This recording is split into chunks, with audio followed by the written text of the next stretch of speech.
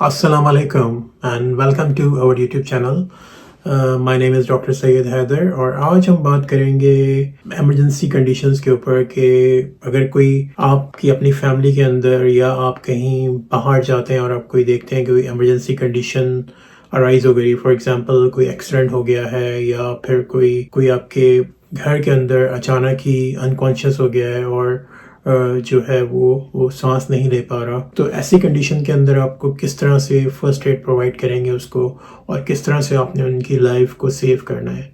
ठीक है, तो लेकिन सबसे पहले अगर अभी तक आपने हमारा चैनल सब्सक्राइब नहीं किया तो please subscribe our channel and share this video to your family and friends. तो चलते हैं अपने टॉपिक की तरफ। तो सबसे पहले तो इसमें दो कंडीशन होती है। एक तो ये होता है कि सबसे पहले आपने देखना है कि वो जो पर्सन है, वो जो इंजर्ड हुआ है, वो कोई किसी डेंजर में तो नहीं है। तो सबसे पहले आपने ये करना है कि डेंजर से निकालना है उसको। ठीक है, तो अगर आप देख रहे हैं कोई ट्रैफिक चल रहा है, वहाँ पे कोई एक्सीडेंट है, तो आपने आगे जाके आपने बताना है, ट्रैफिक को रोकना है वहाँ पे। और पर्सन सबसे पहले तो आपने कॉल कर देनी है। ठीक है, इमरजेंसी लाइन जो भी आपकी कंट्री के अंदर है वहाँ पे उसने आपने कॉल करके बताना है कि भाई इस तरह से इंसिडेंट हुआ है और पर्सन जो होता है वो या तो मतलब सांस वो ले रहा है या उसकी सांस स्टॉप है। ठीक है, अगर सांस वो ले रहा है तो उसको आपने प्रॉपर एक पोजीशन के अंदर में लाना है, इसको रिकवरी पोजीशन कहते हैं। अगर वो पर्सन जो होता है या जो भी मतलब कि पैसेंजर है या जो भी है, अगर वो सांस ले रहा है, ठीक है,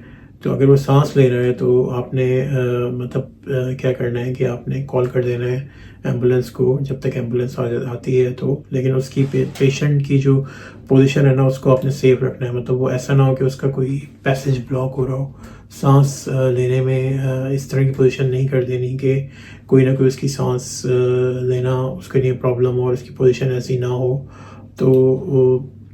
तो इसको कहते हैं कि रिकवरी पोजीशन। ठीक है, सबसे पहले अगर आप देख रहे हैं कि पेशेंट आपने चेक की, भाई पल्स आ रही है, या उसका यहाँ पे चेक किया कि वो पेशेंट जो होता है वो अनकॉन्शियस है लेकिन ब्रीदिंग उसकी नॉर्मल है, अदर कोई आप देख रहे हैं कोई और ज़्यादा उसको लाइफ थ्रेटनिंग कंडीशन नहीं है अराउंड, ठीक है, तो आप उसको किस तरह से रिकवरी पोजीशन में लाते हैं। तो सबसे पहले आप क्या करते हैं कि उसका एयरवे क्लियर करते हैं। आप देख रहे हैं कि वो इस तरह से गिरा हुआ है और गर्दन उसकी मुड़ी हुई है, तो सबसे पहले आप क्या करते हैं, एयरवे पेशेंट का जो एयरवे आप मेंटेन जो होता है ना वो करते हैं। मतलब उसको मेक श्योर करते हैं कि उसकी नेक जो होता है ना इस पोजीशन में हो करेक्ट, कि अगर वो लेटा हुआ भी है तो वो कोई ब्लॉक नहीं हो वहाँ पे। ठीक है, तो और ये कि उसके जो तो और दूसरा ये कि आप ये करते हैं कि अगर कोई आप देख रहे हैं उसका हाथ वगैरह मुड़ा हुआ है या कोई इस तरह से है, तो कोशिश करते हैं कि उसका हाथ जो होता है ना उसके यहाँ पर इस तरह से आप उसके हाथ में इस तरह से कर दें ताकि वो सेव रहे। उसके हाथ जो होता है उसको फेस के करीब ला के इस तरह से कर दें ताकि वो थोड़ा सा इस तरह से स्टेबल पोजीशन में आ जाए और कोई इंजर ना कर सके। आपने जो हेल्प कॉल की है उसका वेट करिए। अब दूसरी कंडीशन जो कि सबसे ज़्यादा इंपॉर्टेंट है, इसमें आप ये देख रहे हैं कि पेशेंट जो होता है ना वो फुली अनकॉन्शियस है और वो सांस भी नहीं ले रहा। ठीक है, ब्रीदिंग आपने चेक की, आपने देखा कि यार ये पेशेंट तो मतलब कि बिल्कुल ही अनकॉन्शियस है। मतलब आप जैसे चेक करते हैं इसके अंदर एयरवे ब्रीदिंग सर्कुलेशन चेक करते हैं, तो आप पहले जो होता है आपने ज़ाहिर सी बात है हेल्प के लिए कॉल की और फिर जो होता है आपने अगर कंप्रेशन देनी है, चेस्ट कंप्रेशन देनी है, तो आप इसके अंदर जो होता है एक तरह से लाइफ सेव भी कर सकते हैं किसी की थ्रू चेस्ट कंप्रेशन, या जिसको CPR भी कहा जाता है, या कार्डिक पल्मोनरी रिसक्सिटेशन भी जिसको कहते हैं CPR। ठीक है, CPR के थ्रू जो होता है आप किसी की लाइफ भी जो होता है वो आप सेव कर सकते हैं इजीली। अच्छा, जो पेशेंट अनकॉन्शियस है और वो सांस भी नहीं ले रहा, ठीक है, कोई भी इंसिडेंट हुआ है या तो कोई एक्सीडेंट भी नहीं हुआ है लेकिन अचानक घर के अंदर आप देखते हैं कि कोई अचानक ही जो होता है सांस लेना उसने स्टॉप कर दिया और वो गिर गया नीचे। ठीक है, तो आपने क्या करना है कि सबसे पहले आपने कॉल करनी है, हेल्प करनी है, एयरवे ब्रीदिंग सर्कुलेशन उनकी चेक करनी है, ब्रीदिंग चेक करनी है, एयरवे उनको मेंटेन करना है। ठीक है, और फिर जो होता है आपने क्या करना है कि उसको CPR करना है। CPR के अंदर क्या होता है कि CPR देखें, CPR का क्या रीज़न है। ठीक है, जब कोई बंदा जो होता है या कोई खातून है या पर्सन है कोई भी, तो उसमें क्या होता है कि अगर अनकॉन्शियस है और सांस भी नहीं ले रहा, उसका क्या मतलब है, इसका मतलब कि उसका हार्ट जो होता है वो स्टॉप हो गया है। ठीक है, हार्ट ने जो होता है ना काम करना छोड़ दिया है। हार्ट जो होता है वो पंप जो होता है ब्लड नहीं कर रहा बॉडी के अंदर, तो जब हार्ट जो होता है पंप नहीं कर रहा ब्लड बॉडी के अंदर, तो क्या कहते हैं हार्ट स्टॉप हो जाता है और वो बंदा जो भी है अनकॉन्शियस हो जाता है। ठीक है, कोई भी रीज़न हो सकता है उसका। ठीक है, या तो कोई एक्सीडेंट है या कि घर में है, या हाइपोग्लाइसीमिया भी होता है कि अनकॉन्शियस हो जाता है पर्सन, और कुछ भी उसके साथ हो सकता है अगर उसको राइट ट्रीटमेंट ना दिया गया हो। ठीक है, तो लेकिन आपको उसको कॉन्सेप्ट अंडरस्टैंड करने की ज़रूरत है कि भाई ऐसा नहीं है कि आपने जाके उसके सीने पे जो है ना टक टक टक किस तरह से कर दिया CPR और वो पेशेंट जो है, और यहाँ पर आपका एम क्या है, यहाँ पर आपका एम ये है, ये जो हार्ट जो स्टॉप हुआ है, ठीक है, हार्ट स्टॉप हो गया, ठीक है, तो बहुत ज़्यादा कम टाइम होता है आपके ब्रेन डेथ होने के लिए। ठीक है, मेरा ख्याल है तकरीबन I think with in 10 minutes brain death हो जाती है अगर ब्रेन को ब्लड नहीं पहुंचेगा।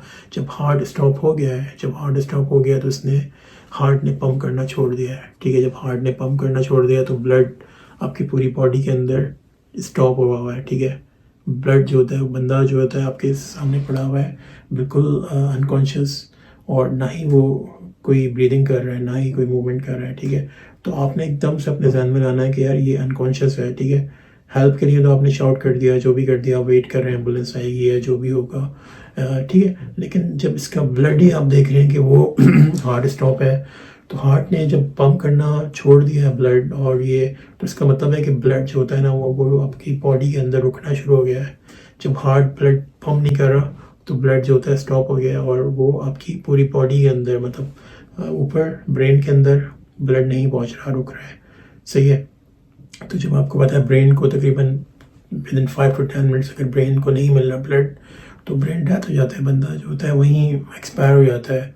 ठीक है, और ये कि अगर पूरी बॉडी के अंदर ब्लड नहीं मिल रहा पेशेंट को, तो ब्लड जो होता है वो पूल होना शुरू हो रहा है। तो CPR जिसको कार्डियक पल्मोनरी रिसक्सिटेशन कहते हैं या चेस्ट कंप्रेशन कहते हैं। ठीक है, तो इसमें ये कि आपने इसका मकसद ये होता है कि वो जो ब्लड रुका हुआ है बॉडी के अंदर, ठीक है, जो बॉडी के अंदर ब्लड रुका हुआ है, जब आप चेस्ट कंप्रेशन देते हैं, जब आप चेस्ट के ऊपर कंप्रेस करते हैं, तो वो क्या होता है कि वो ब्लड जो होता है ना, लेकिन सही कंप्रेशन देते हैं।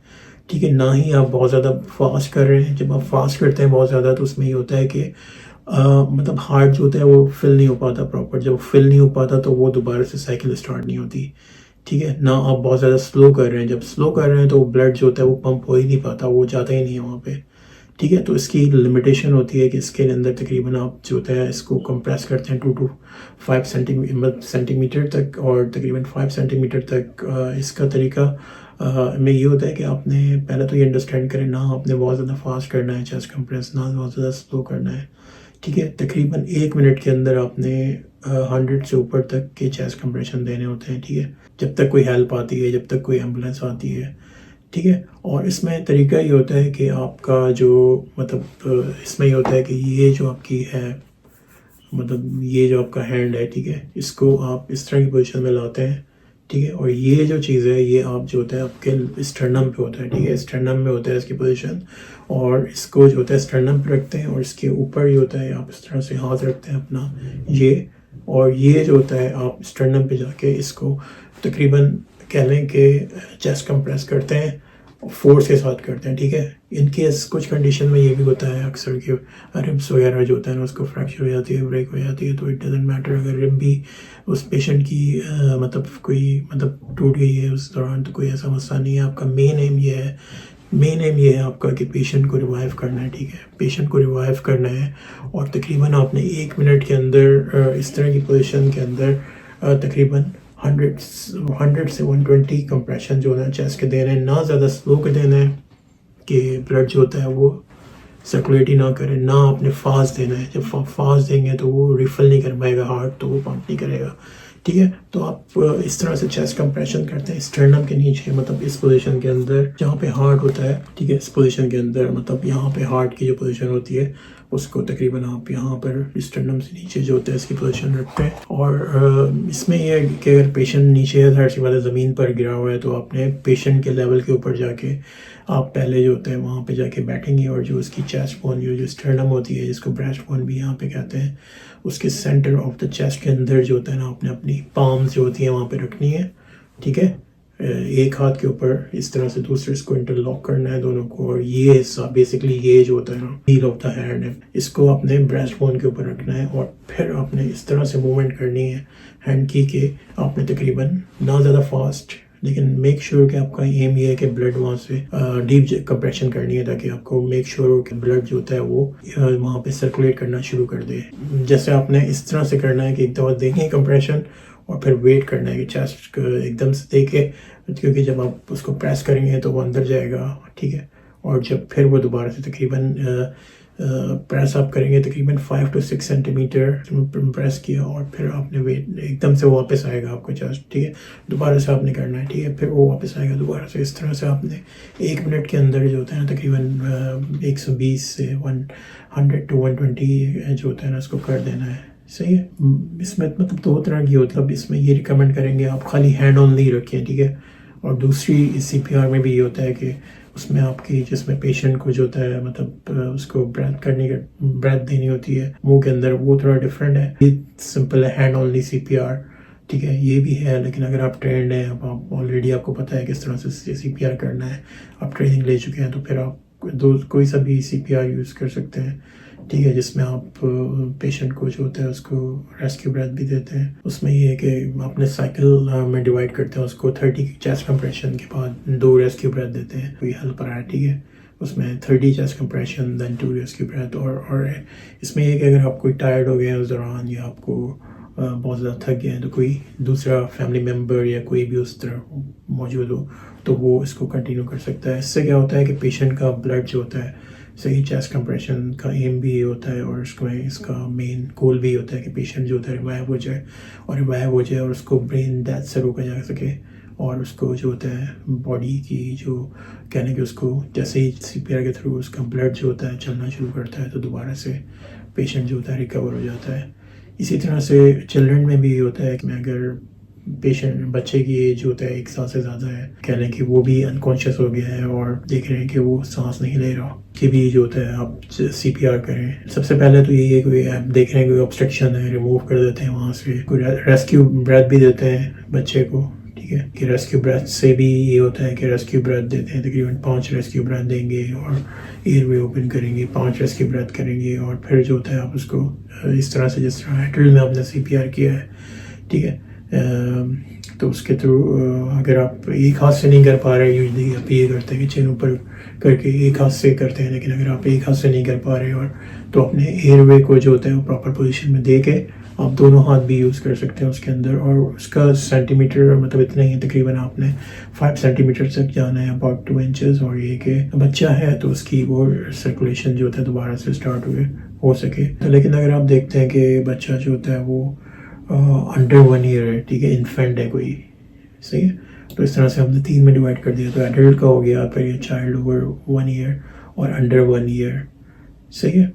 तो इसमें भी जिस तरह से अभी ओवर 1 ईयर में किया है कि आप एक हाथ जो होता है अपना प्लेस करेंगे फोरहेड के ऊपर और जेंटली जो होता है उसको ताकि कोई ब्लॉकेड अगर है और देखेंगे कोई ब्लॉक ना हो यहाँ से और कोई ऑब्स्ट्रक्शन तो नहीं है। इस तरह से माउथ टू माउथ, मतलब अगर आप अपना मुंह जो होता है वो बच्चे के मुंह के ऊपर रखते हैं और देखते हैं कि भाई उसका चेस्ट जो होता है वो तकरीबन रिस्पॉन्ड कर रहा है या नहीं कर रहा, और इससे कि और इस तरह से होता है कि आप अपनी जो होती है टू फिंगर्स जो होते हैं, 2 फिंगर्स इन द, अगर जाहिर सी बात छोटा बच्चा है तो चेस्ट उसका काफ़ी छोटा है, तो 2 फिंगर्स जो होते हैं वो आप रखते हैं और उससे आप पुश करते हैं चेस्ट, ठीक है, तकरीबन 1/3 ऑफ द चेस्ट के ऊपर, और इस तरह से फिर आप पुश करते हैं। और बाकी आप ये कि अपना हैंड भी आप यूज़ कर सकते हैं, अगर आप फिंगर से नहीं हो रहा तो आप हैंड से भी इसको कर सकते हैं, सही है। तो उसमें भी ये कि आफ्टर 30 कंप्रेशंस 2 ब्रेथ देनी पड़ती हैं रेस्क्यू ब्रेथ, और ये साइकिल तकरीबन कंटिन्यू रहता है अनलेस के कोई हेल्पर आए हुए या इस तरह से हॉस्पिटल कोई ना कोई एमरजेंसी सर्विसेज आ जाती है। Thank you so very much. अगर आपको ये वीडियो पसंद आई है तो please like and subscribe our channel and share this video to your family and friends. Thank you.